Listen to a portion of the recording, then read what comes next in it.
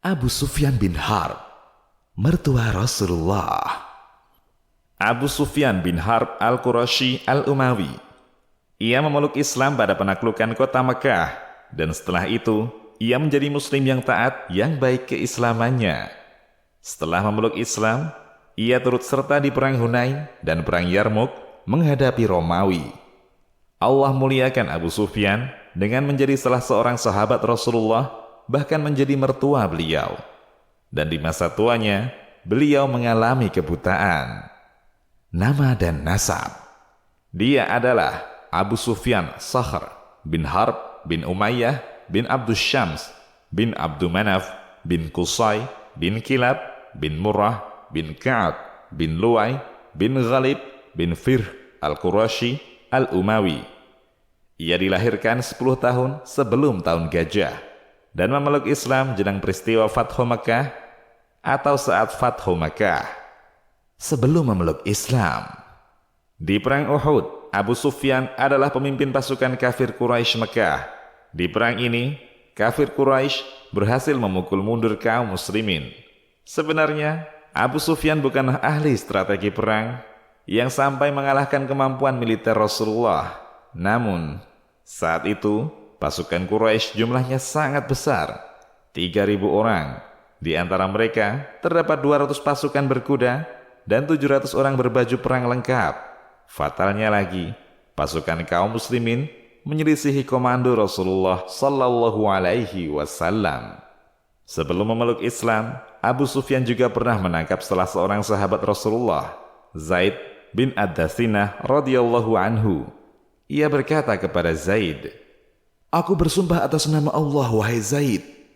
Apa kau mau kalau sekarang Muhammad berada dalam posisimu agar kami penggal dia, sementara kau bebas berkumpul bersama keluargamu? Zaid menjawab, demi Allah, sekarang saja seandainya Muhammad sedang tersakiti karena tertusuk duri dan aku duduk-duduk bersama keluargaku, aku tidak menyukai hal itu terjadi. Abu Sufyan berkomentar, aku tak pernah melihat sekelompok orang mencintai seseorang seperti cintanya sahabat Muhammad kepada Muhammad. Memeluk Islam. Dalam perjalanan Fathu Makkah, saat Rasulullah tiba di Maruz Zahran, Abbas bin Abdul Muttalib berkata, wahai orang-orang Quraisy, kalau Muhammad berhasil masuk Mekah dengan cara kekerasan sebelum kalian meminta jaminan keamanan, itu adalah kehancuran untuk Quraisy selama-lamanya. Lalu Abbas melanjutkan ceritanya. Kemudian aku menunggangi bighal putih Rasulullah hingga aku sampai di daerah Al-Arak. Aku bergumam, mudah-mudahan aku bertemu seorang pencari kayu atau pengumpul susu atau seseorang yang memiliki keperluan di Mekah, sehingga mereka bisa membawa pesanku, memberi kabar kepada penduduk Mekah tentang posisi Rasulullah saat ini. Mereka bisa meminta jaminan keamanan sebelum beliau memasuki kota Mekah dengan peperangan. Abbas melanjutkan, demi Allah, saat aku berjalan menuju Rasulullah dan berpikir apa yang bisa aku lakukan, tiba-tiba aku mendengar suara Abu Sufyan yang sedang ngobrol bersama Budail bin Warqa. Keduanya hendak pulang menuju Mekah. Abu Sufyan berkata, aku tidak pernah melihat kumpulan api unggun sebanyak ini dan pasukan sebesar ini sebelumnya. Lalu Budail menyambut, itu adalah apinya orang-orang Khuza'ah. Mereka mengobarkannya untuk berperang. Abu Sufyan menimpali, Khuza'ah, semoga Allah menghinakan mereka. Untuk apa mereka membuat api dan mengumpulkan pasukan? Aku tahu itu adalah suara Abu Sufyan. Kata Abbas, aku memanggilnya, Abu Hanzalah. Ia pun mengenali suaraku. Ia bertanya meyakinkan, Abul Afdal? Iya, jawabku. Sedang apa kau di sini? Tanya Abu Sufyan heran. Ku jawab, celaka engkau Abu Sufyan. Itu adalah Rasulullah di tengah pasukan. Demi Allah, dia akan menyerang Quraisy. Lalu, bagaimana jalan keluarnya? Tanya Abu Sufyan. Abbas berkata, seandainya ia berjumpa denganmu, pasti ia akan menebas lehermu.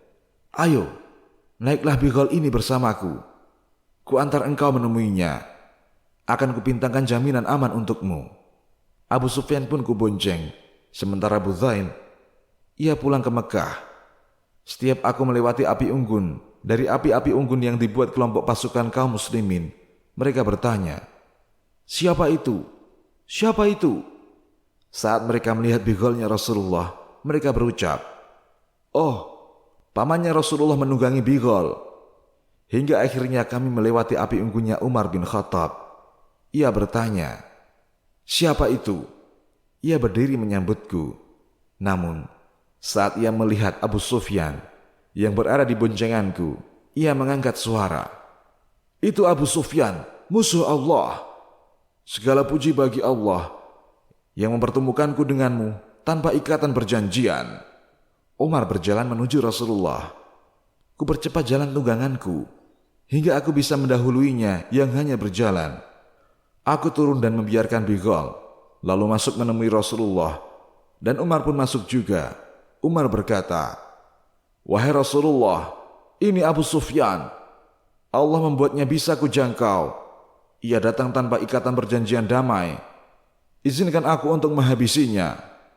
Abbas berkata, "Wahai Rasulullah, aku yang memberinya perlindungan." Setelah itu, aku duduk mendekati Rasulullah, kuraih kepala beliau, untuk kucium dahinya. Kukatakan, "Demi Allah, tidak ada seorang pun yang bisa menyentuhnya malam ini." Umar terus berbicara.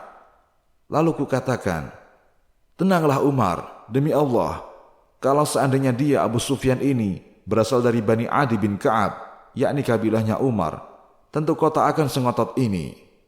Tapi kau tahu, dia ini seorang dari Bani Abdul Manaf, kerabat Rasulullah dan Abbas." Menanggapi ucapanku, Umar berkata, "Tenang Abbas, demi Allah, keislamanmu di hari engkau memeluk Islam, itu lebih membahagiakanku dibanding seandainya ayahku memeluk Islam. Karena aku tahu, keislamanmu lebih membahagiakan Rasulullah dibanding Al-Khattab memeluk Islam." Rasulullah menengahi, "Bawalah dia Abbas. Besok pagi, bawa dia kembali menemuiku." Aku pun membawa Abu Sufyan menginap bersamaku.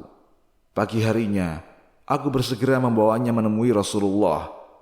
Tatkala melihat Abu Sufyan, Rasulullah berkata, "Celaka kau ini Abu Sufyan. Belumkah datang waktunya bagimu untuk bersaksi, tidak ada Tuhan yang layak disembah kecuali Allah? Belumkah datang saatnya kau bersaksi aku ini utusan Allah?" Abu Sufyan berkata, "Demi ayah dan ibuku, betapa sabar dan mulianya Anda. Sampai sekarang masih ada keraguan di hatiku." Abbas yang geram menimpali, "Celaka kau ini Abu Sufyan. Engkau mau tidak memeluk Islam dan bersaksi tidak ada Tuhan yang benar kecuali Allah, dan Muhammad adalah utusan Allah sebelum kutebas lehermu." Abbas geram karena keduanya berteman dekat. Semalam Abbas sudah membelanya habis-habisan dari Umar dan melobi Rasulullah untuk menjaganya, padahal ia adalah seorang yang paling keras permusuhannya kepada Rasulullah sallallahu alaihi wasallam. Namun Rasulullah masih bersikap tenang dengannya.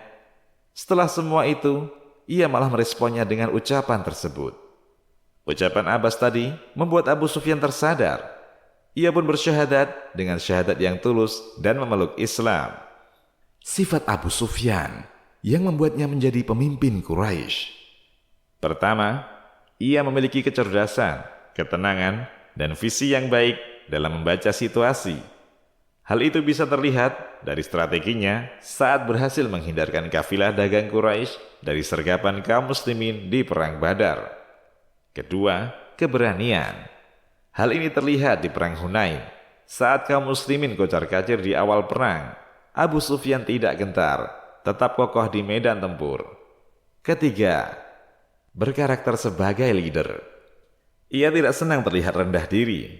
Ia senang orang-orang bernaung dengannya. Karakter ini terlihat saat menaklukkan kota Mekah, dan Nabi tidak mencelanya karena sifat ini. Keempat, pelit.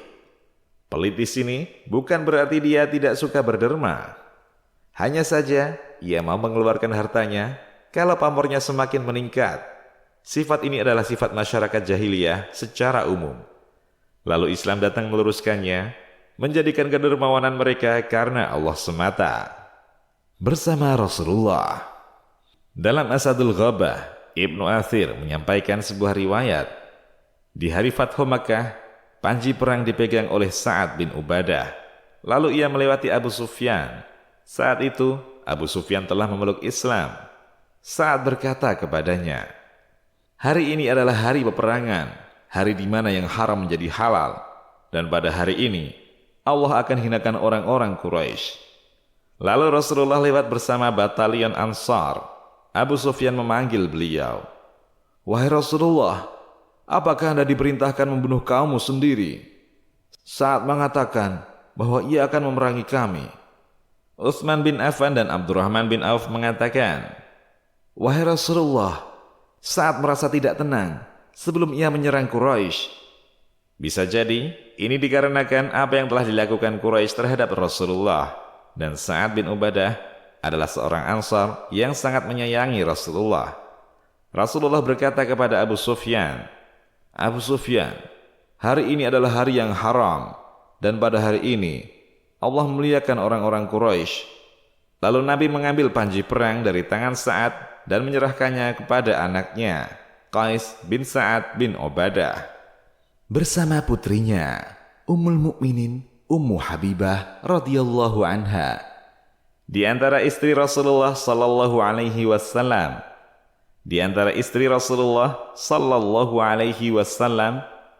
adalah Ummu Habibah Ramlah binti Abu Sufyan.